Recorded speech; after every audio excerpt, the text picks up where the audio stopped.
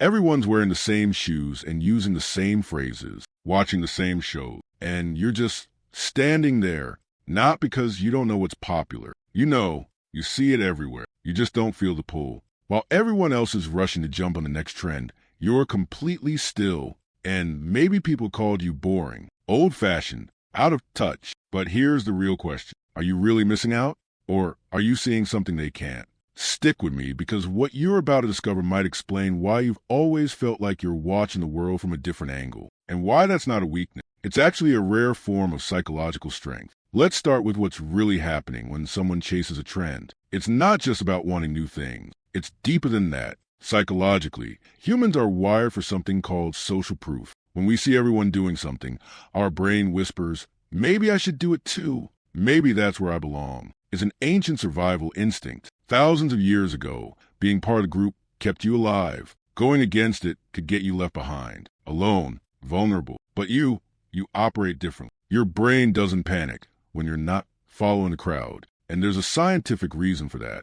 People who don't chase trends usually have what's known as a high internal locus of control. That means your sense of identity doesn't come from outside approval. It comes from inside. You don't need the world to tell you who you are. You already know. And here's something most people don't realize. When you're not chasing trends, you're not being stubborn. You're being selective. Your brain is constantly filtering. It asks, do I actually want this? Or do I just want to fit in? Most people never ask that question. They see something popular and they move. No pause, no reflection, just a reaction. But you pause. You think. You decide. That's not slow. That's intentional. Think about it. Trends move fast. A song blows up for 2 weeks, then disappears. A style becomes in, then suddenly it's cringe. A phrase gets repeated 1,000,000 times until everyone's sick of it. The cycle never stops. And people caught in it are always chasing, always consuming, always trying to catch up.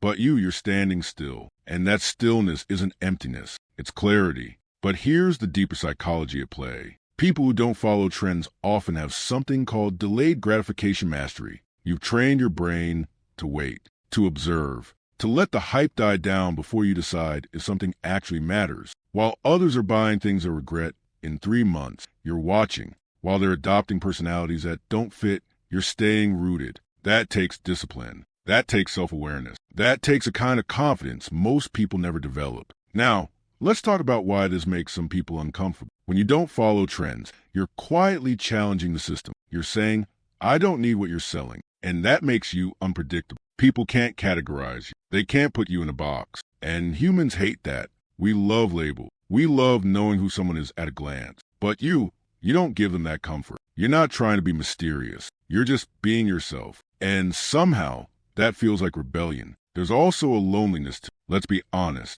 When everyone's talking about the same thing and you haven't seen it, haven't tried it, haven't cared about it, you feel the gap. The inside jokes you don't get.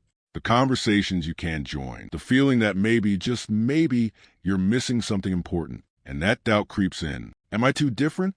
Am I disconnected? But here's what you need to understand. That loneliness isn't a sign that you're wrong. It's a sign that you're rare. Science shows that people who resist trends tend to have stronger personal values. They know what matters to them, and they protect it. They don't let the noise of the world drown out their own voice. That's not antisocial. That's self-preservation. Because every time you chase a trend, you're giving a piece of your attention, your energy, your identity to something temporary. And you figure out something most people spend their whole lives learning. Temporary things don't build a permanent you. And maybe that's why you feel most alive in your own world. The books nobody's reading anymore. The music that isn't on everyone's playlist. The clothes that aren't in the stores right now. The hobbies that don't make good content. Those things feel real to you. Not because they're better, but because you chose them. Not because someone told you to. Not because an algorithm pushed them. But because they actually resonate with who you are. But here's the part people always misunderstand. You're not against trends because you think you're superior. You're not sitting there judging everyone who's having fun. You're just protecting your authenticity. You realize something profound.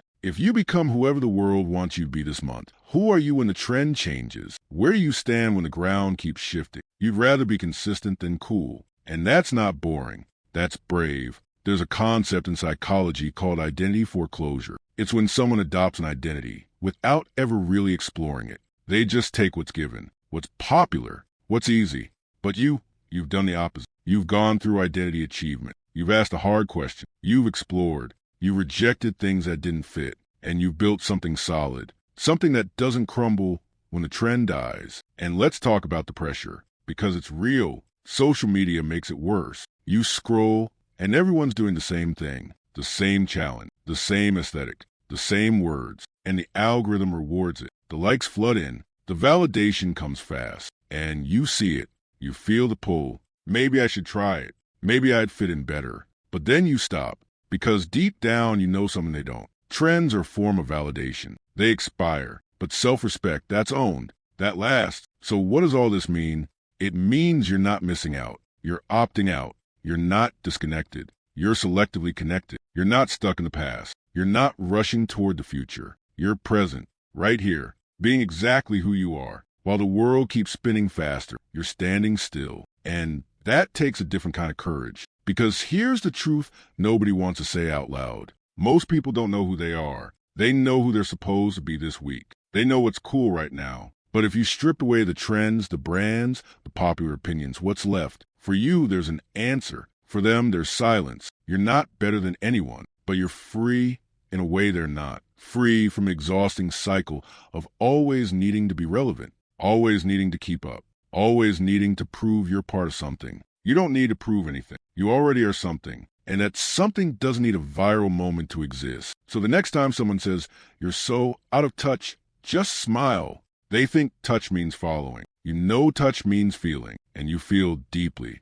You connect deeply. You just do it with things that matter to you, not things that matter to everyone for 2 weeks. You're not chasing trends. You're building a life. And when the trends fade, when the noise dies down, when everyone's looking for the next thing to grab onto, you'll still be standing exactly where you are, solid, real, yourself. So here's my question for you. Do you chase trends or do you let them pass by? And more importantly, do you ever feel pressure to change that? Drop a comment. I want to know if you've ever felt alone for being yourself. If this made you see yourself differently, hit subscribe. We go deep into the psychology that explains who you are, not who you should be. Don't forget to like this video so more people who feel like you can find it.